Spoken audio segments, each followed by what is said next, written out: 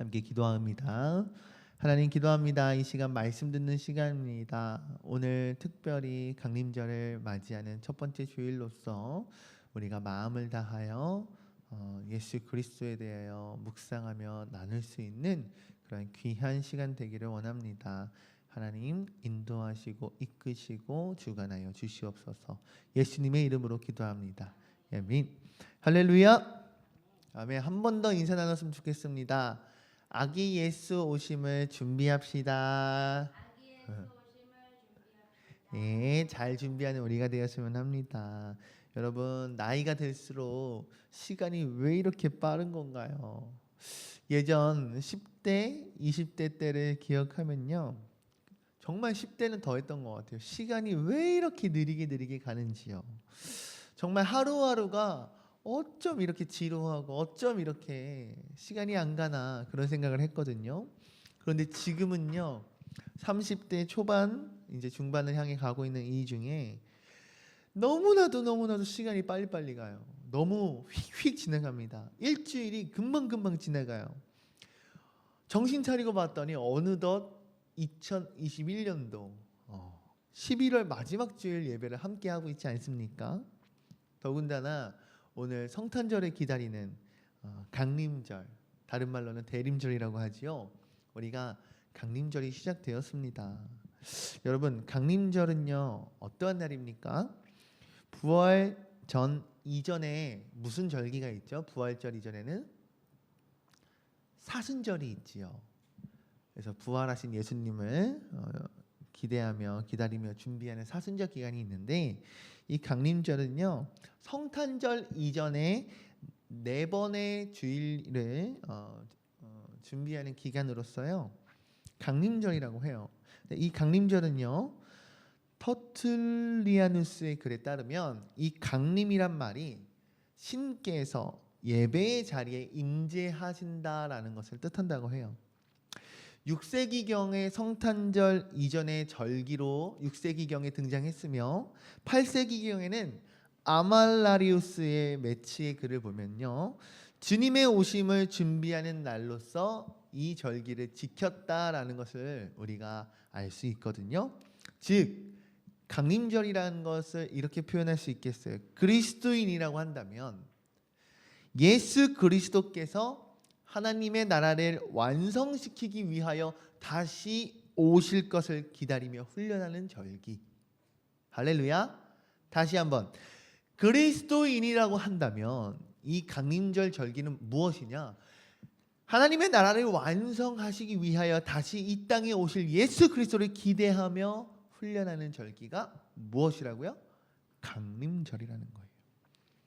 강림절을 맞이하는 우리 공감교회 성도 여러분, 여러분들에게 기대와 소망이 있기를 간절히 원합니다. 아멘. 하나님 나라의 완성을 위하여 다시 오실 예수 그리스도, 이 예수님을 기다리는 우리 공감교회가 되었으면 좋겠다라는 것입니다. 오늘 말씀 제목과 같이요 성령님이 임하시면이라는 제목으로 말씀을 나누고자 하는데요, 함께 나눌 성경의 인물은 바로 예수님의 어머니인 마리아입니다. 오늘 본문 말씀이 이 마리아의 이야기를 통해서 오늘 하나님 우리에게 어떠한 말씀을 주시는지 나누기를 소망합니다. 첫 번째, 본문 말씀의 내용을 보았더니요 천사 가브리엘의 방문이 있었습니다. 함께 읽었던 본문 말씀을 더해 오늘 함께 총 나누고자 하는 내용이요 26절에서 38절까지의 내용입니다.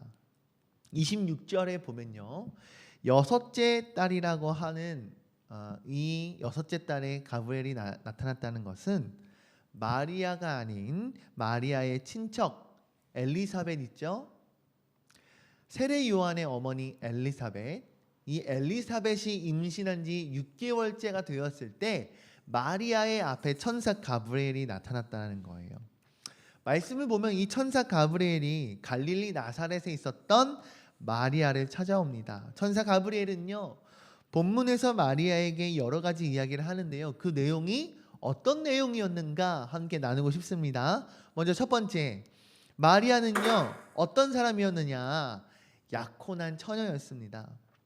처녀라고 번역된 파르테논은요, 소녀 또는 젊은 여자를 뜻하거든요. 근데 이 본문에서는 34절에 근거하여 명확하게 마리아를 처녀라고 이야기하고 있어요.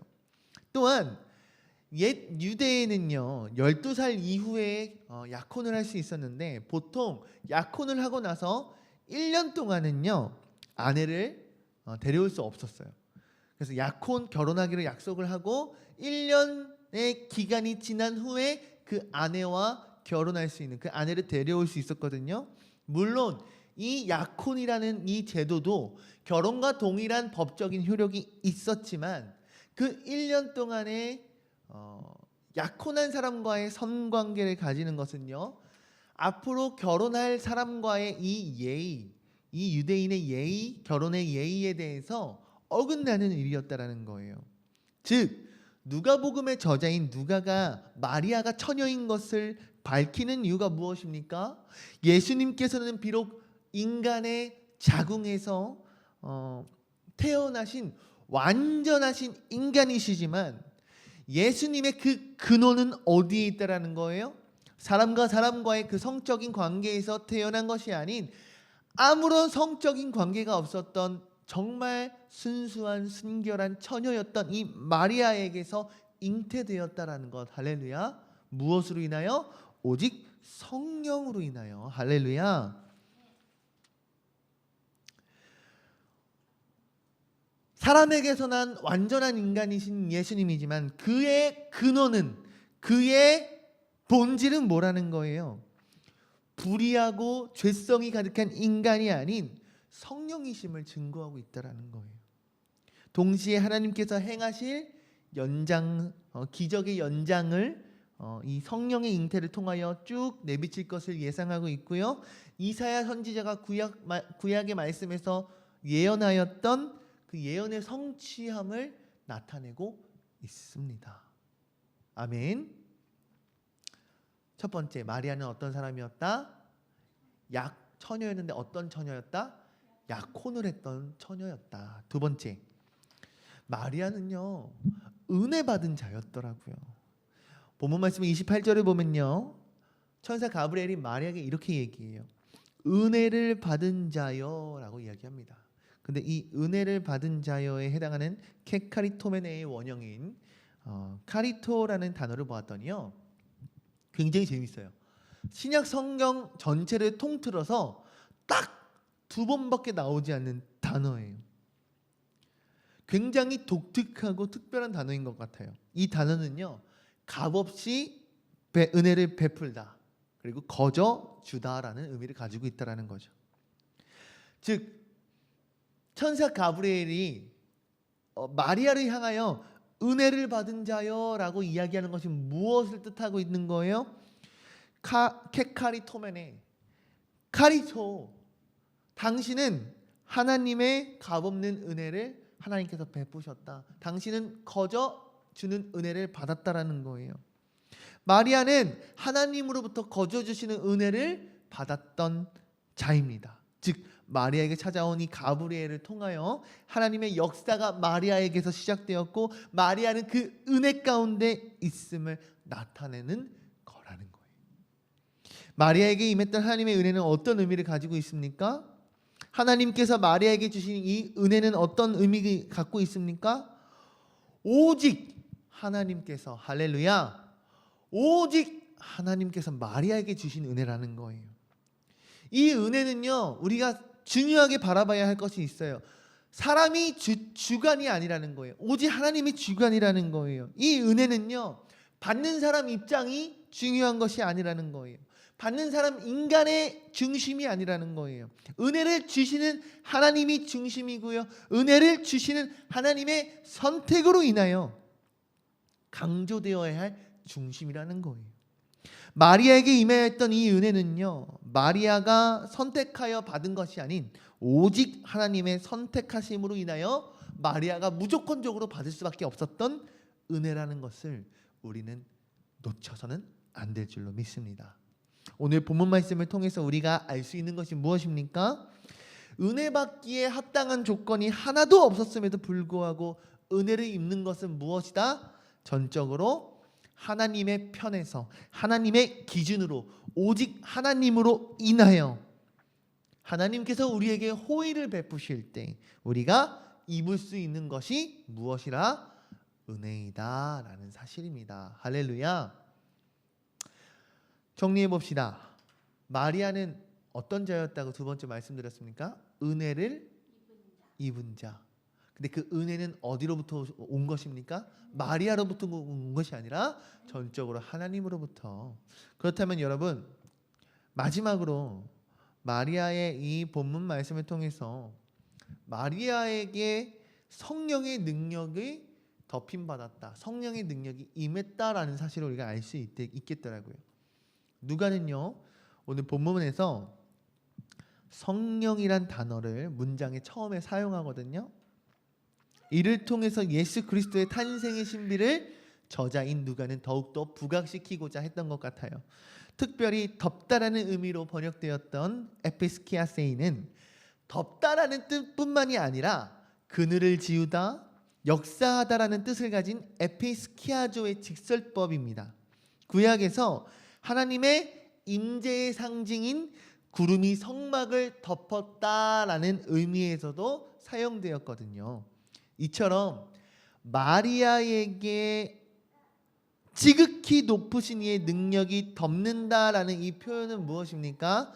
하나님 당신의 창조의 능력을 통하여 마리아에게 임하셨고 마리아에게 역사하신다는 의미를 가지고 있다는 거예요. 아멘이십니까?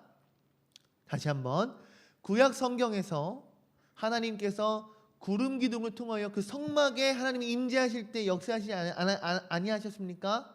이와 마찬가지로 마리아에게도 성령이 마리아를 덮었다라는 뜻이 하나님의 역사하심과 하나님의 임재를 이야기한다라는 거예요. 우리 사랑하는 공동교회 성도 여러분, 천사 가브리엘이 마리아를 찾아 오늘 만났던 오늘 이 본문의 말씀을 통해서 우리는 마리아의 세 가지 이야기를 나누었어요. 첫 번째 뭐였죠? 무슨 처녀?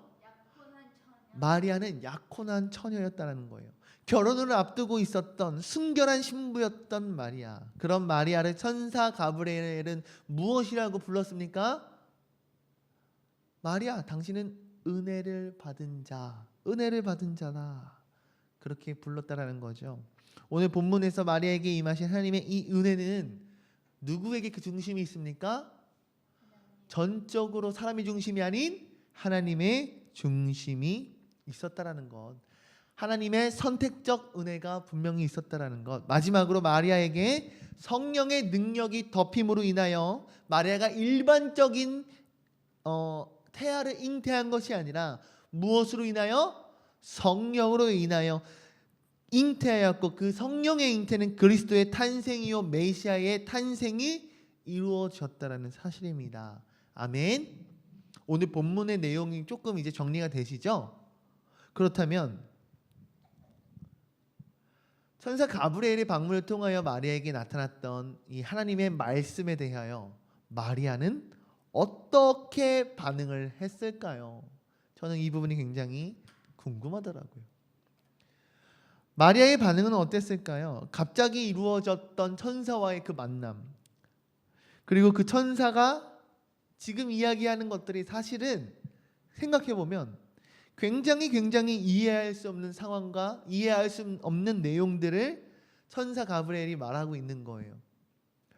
그러한 이해되지 않는 말들, 허무맹랑할 수 있는 그런 말씀을 마리아가 들었을 때 마리아의 마음이 어떠했을지 조금 우리가 상상해 보았으면 좋겠어요. 내가 지금 무슨 말을 듣고 있는 거지? 내가 지금 꿈을 꾸고 있나? 내가 지금 이것이 현실인가? 분간이 되지 않았을 것만 같아요. 또한 천사 가브리엘이 말하는 그 결혼을 앞둔 약혼자 처녀에게 생명을 잉태한다는 것이 무엇을 의미합니까? 말도 되지 않는 일을 지금 일어나는 것이 아닙니까? 결혼을 앞둔 신부가, 예비 신부가 뱃속에 생명이 잉태가 된다고 한답니다. 마리아의 입장이 어떠했을까요? 그런데 본문 말씀에서 증거하는 마리아의 반응은 어떠합니까? 천사 가브리엘을 통한 하나님의 말씀에 온전히 순종하는 모습을 우리에게 말씀을 통하여 나타내고 있습니다. 본문 38절에 마리아는 자신의 순종에 대하여 두 가지를 나타내고 있습니다. 첫 번째, 마리아는 38절에 이렇게 고백하네요. 주의 여정이오니. 주의 여정이오니. 마리아는 자신을 주님의 여종이라고 말하고 있어요. 이를 통해서 우리가 알 수 있는 것이 무엇입니까? 마리아가 하나님의 말씀을 마주하였을 때 하나님의 말씀에 어떻게 반응하였는가라는 거예요. 천사 가브리엘을 통하여 전달받았던 하나님의 그 말씀 가운데에 문자 그대로 순수하게 믿음으로 나아가는 마리아의 신앙이 굉장히 잘 나타내고 있는 대목이라 생각합니다. 마리아가 자신을 주의 여종이라고 말하면서 말씀에 반응했다라는 것은요, 자신의 모든 것을 하나님께 완전하게 온전하게 맡기겠습니다라는 그녀의 철저한 순종과 겸손의 표현이었습니다. 그렇다면 두 번째, 마리아는 어떻게 반응을 하였을까요? 마리아의 고백은 이러합니다. 말씀대로 내게 이루어지이다. 아멘. 여기에서 말씀대로에 해당하는 이 대로는 카타라는 단어예요. 전치사거든요. 근데 이 단어는 어떤 것이냐면 목적격과 연결되어 뒤에 오는 명사의 내용이나 본질이 하나도 훼손되는 일이 없게끔 하는 그 말에 대해서 그 목적이나 본질, 그 내용이 하나도 변하지 않게 그대로 유지되는 상태를 원한다라는 거죠. 또한 이루어지다라고 번역되었던 게노이토는요, 발생하다라는 뜻인 기노마이라는 단어로서 하나님이 자신에게 하신 말씀 그대로 모든 것이 이루어지기를 소원하는 마음을 강력히 나타내고 있다라는 거예요. 즉 정리하자면 마리아가 지금 천사 가브리엘을 향해서 어떠한 반응을 보이고 있습니까? 그녀의 그 순수한 믿음으로 통하여 하나님의 말씀 앞에 아멘이라고 화답하는 거예요. 근데 그 반응이 순종과 겸손의 자세로서 하나님의 말씀을 그대로 받아들이길 원했다라는 거예요. 더 나아가서요, 자신의 생각과 자신이 지금 결혼을 앞둔 예비 신부라는 이 상황에 이 말씀이 변화되는 것이 아니라 오직 하나님이 말씀하신 그대로 내게 이루어 주시옵소서, 오직 주님의 말씀대로 내게 행하여 주시옵소서라고 마리아가 반응하고 있다는 거예요. 여러분, 이것이 무슨 의미입니까? 결혼을 약속한 처녀가 아이를 잉태한다는 것, 어떤 의미를 가지고 있냐라는 거죠. 지금 우리가 살아가고 있는 이 현대사회 굉장히 개방된 문화예요. 굉장히 개방된 문화라 할지라도 결혼을 앞둔 여인이 남편 된 사람이 아닌 다른 이의 아이를 임신했다라고 한다면 사실 이 개방된 문화를 가진 현대사회에도 굉장한 이슈를 가지고 온다는 거죠. 어떠한 결과가 나타날까요? 결혼은 파토가 나겠죠. 각 집안의 사이는 좋지가 않겠죠. 어찌 보면 요즘 SNS의 가십 기사거리로 쓰여질지도 모르겠어요. 더군다나 마리아가 살고 있던 그 시대의 삶의 환경은 어떠하냐는 거죠.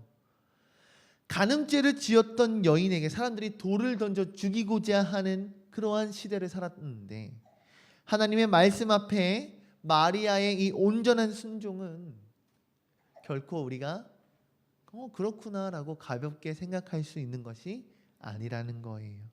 사랑하는 공감교회 성도 여러분, 우리는 마리아를 통하여 오늘 우리에게 주시는 이 하나님의 말씀과 이 은혜에 대해서 다시 한번 묵상하고 생각해 볼 필요성이 있다라고 저는 생각합니다.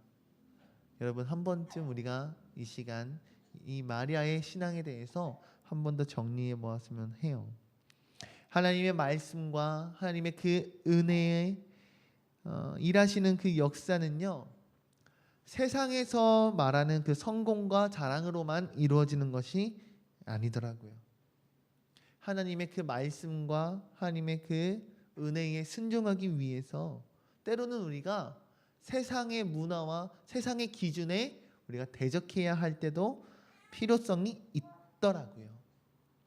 은혜를 사모하면서 지키기 위해서 우리가 그렇다면 해야 할 것이 무엇입니까?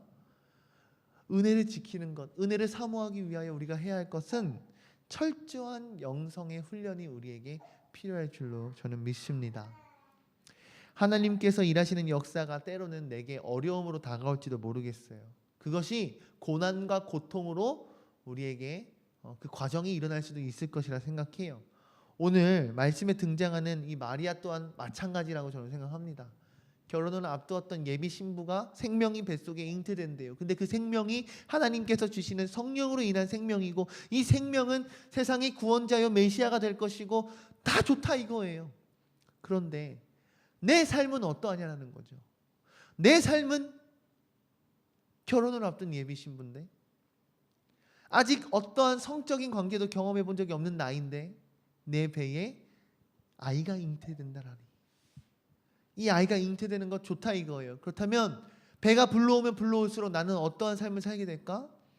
사람들에게 손가락질 받지 않을까? 사람들에게 돌팔매질을 당하지 않을까라는 그 걱정들이 마리아에게 왜 없었겠냐라는 거죠. 그러나 오늘 말씀에 등장하는 이 마리아는 어떠하였습니까? 하나님의 말씀이, 하나님의 그 은혜가, 하나님의 그 역사가 자신에게 온전히 이루어지길 원했다라는 거예요. 어떻게 해요? 순수하고 순전한 믿음으로, 순종과 겸손의 모습으로 말이죠. 하나님 앞에 철저한 종의 모습으로 아멘이라 화답하며 그 무엇 하나도 주의 말씀이 변화되지 않기를 소망하였던 마리아, 간절히 소원하였던 마리아. 하나님의 말씀과 은혜 앞에, 하나님의 일하심 앞에 여러분은 어떠한 반응을 보이며 살아오셨습니까? 여러분은 어떤 믿음의 모습을 보이며 하나님께 나타내며 살아오셨는지요? 우리도 마리아와 같은 믿음이 있기를 원합니다. 할렐루야.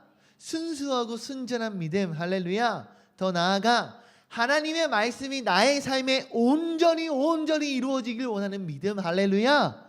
그러한 믿음을 우리가 가질 때에 이 온전한 하나님의 일하심이, 하나님의 역사가 우리들의 삶의 자리에서 이루어질 줄로 믿습니다.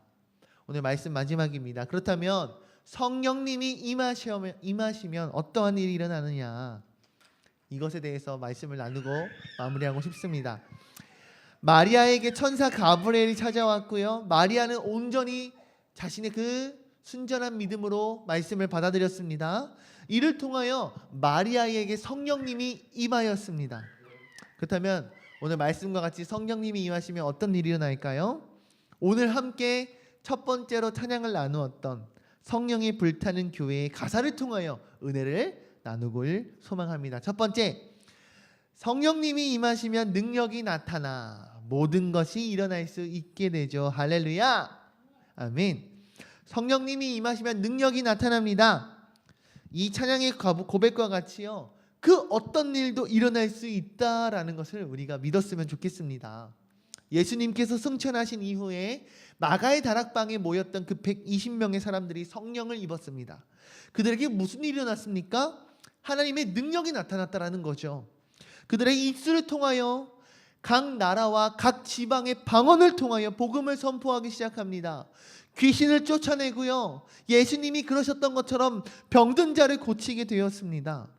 영혼을 살리고 영혼을 구원하는 그러한 능력이 이들에게 나타났다라는 거죠. 그렇다면 오늘 말씀에서 마리아에게 나타나신 성령님은 어떤 능력을 보이셨습니까? 사람의 관계를 통하여 생명이 잉태되는 것이 아닌 어떤 성적인 관계가 전혀 없이 성령으로 인하여 생명을 잉태하신 줄로 믿습니다. 성령의 이 능력은요, 이와 같이 우리에게 그 어떤 것도 일어날 수 있는 능력이 됩니다.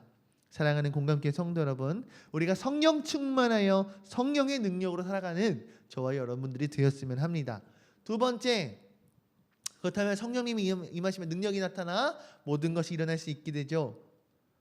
참 선한 것이 여기 일어나네. 아멘. 성령의 능력이 나타나면요, 그곳에 참 선한 것이 일어나기 시작합니다. 마리아의 성령의 잉태를 통한 그 생명은 무엇이 되었습니까? 메시아로서, 예수 그리스도로서 이 땅에 태어나셨습니다. 예수님은요, 세상의 그 무엇도 비교할 수 없는 선한 분으로 이 땅에 오셨다라는 거예요. 그러한 예수 그리스도를 통하여 우리 또한 하나님 앞에 선한 것으로 부름받은 줄로 믿습니다. 예수님의 제자들은 어떠하였습니까? 그들이 각자 성령 충만함을 입고 그들의 사역의 자리가, 그들의 삶의 자리에서 선한 것들이 일어나기 시작하지 않았습니까? 예수 그리스도의 복음을 전하고 천국의 비밀에 대하여 이들이 선포하며 각 지역마다 교회가 세워지고, 그곳에서 교회가 세워지는 곳에서 영혼이 살아나고 구원이 일어나게 되고 선한 일이 계속하여 반복되어 일어난 것들. 할렐루야. 갈라디아서 5장 22절 23절 읽겠습니다. 오직 성령의 열매는 사랑과 희락과 화평과 오래 참음과 자비와 양성과 중성과 온유와 절제니 이 같은 것들을 금지할 법이 없느니라. 아멘. 갈라디아서 우리에게 말씀합니다. 성령의 9가지 열매에 대하여 성경은 증거하고 있다는 거예요. 성령의 열매가 어떤 열매들입니까? 이 세상 가운데 선한 것들로 이루어진 열매입니다. 참 선한 것이 일어나네. 예수 그리스도가 일어나고 제자들이 일어나고 교회들이 일어나고 이러한 성령의 열매가 각각의 처소에서 일어나는 것처럼 우리들의 삶과 더 나아가서 우리 공감교회 가운데에 더욱더 선한 것들이 일어나기를 소망합니다. 마지막 세 번째, 성령님이 임하시면 능력이 나타나 모든 것이 일어날 수 있게 되죠. 참 선한 것이 선한 것이 여기 일어나네. 세 번째 뭐죠? 그렇죠. 어둠을 물리치는 빛이 있네. 할렐루야. 마지막 성령님이 임하시면 어둠을 물리치는 빛이 우리에게 있다라는 거예요. 예수님은 요한복음 8장에서 바리새인들 앞에서 선포하셨습니다. 요한복음 8장 12절 제가 읽겠습니다. 예수께서 또 말씀하여 이르시되 나는 세상의 빛이니 나를 따르는 자는 어둠에 다니지 아니하고 생명의 빛을 얻으리라. 아멘. 예수님은 자신을 무엇이라 말씀하고 계시냐면 생명의 빛이라고 바리새인들 앞에서 말씀하셨습니다. 이와 같이 예수님은 이 땅 가운데 어둠 가운데 생명의 빛으로 오셨습니다. 예수님의 이 생명의 빛은 더 나아가서 무엇입니까? 빛은 어둠을 물리치는 힘이 있다라는 거예요. 능력이 된다라는 거예요. 예수님의 이 십자가 사건을 통하여 성령은 우리에게 능력이 됩니다. 어두움을 물리치는 빛으로 우리에게 오셨습니다. 사랑하는 공감교회 성도 여러분, 저는요 말씀을 준비하면서 참으로 마음을 다하여 소망하게 되더라고요. 이 시대 가운데 우리 교회가, 이 공감교회가 세상을 밝히는 빛이 되어야 할 줄로 믿습니다. 더 나아가 우리들 스스로가 각자의 자리에서 각자의 삶에서 빛이 되어야 할 줄로 믿습니다. 찬송가의 빛의 사자들이여라는 찬송가도 있지 않습니까? 이 찬송가의 고백이 어떻습니까? 어두움을 물리치고 복음의 빛을 비추기를 원하며 선포하지 않습니까? 이와 마찬가지로 저와 여러분들이 그러한 빛의 자녀들이 되는 놀라운 은혜와 능력이 있는 우리가 되기를 주님의 이름으로 간절히 축복합니다.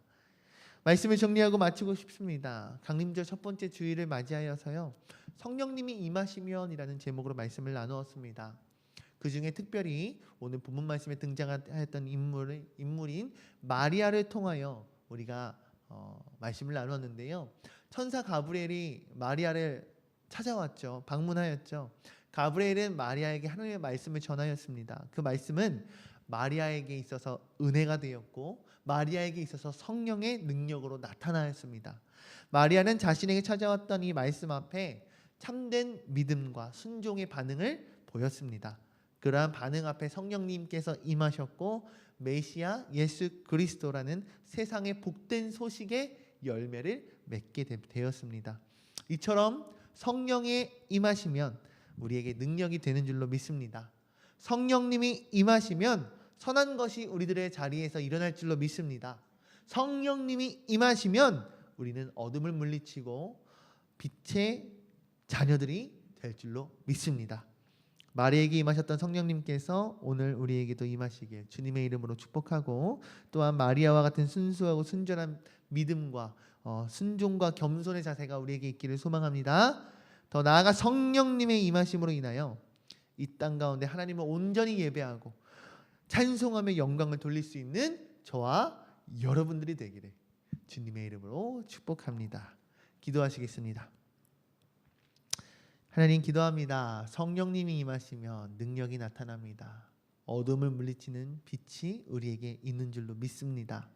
마리에게 임하셨던 하나님의 말씀이 그대로 이루어지기까지 이 마리아의 온전하고 순전하고 순수한 믿음과 순종과 겸손의 자세가 있었음을 우리가 오늘 나누었습니다. 주님, 나 또한 순수한 믿음, 순전한 믿음, 겸손한 자세에 하나님 앞에 나아갈 수 있는 그러한 예배자 되게 하여 주시옵소서. 그 가운데 성령님 임하시고 우리에게도 이 땅 가운데 밝은 빛의 자녀가 되는 놀라운 은혜와 역사가 일어나기를 주 예수 그리스도의 이름으로 감사하며 기도합나이다. 아멘.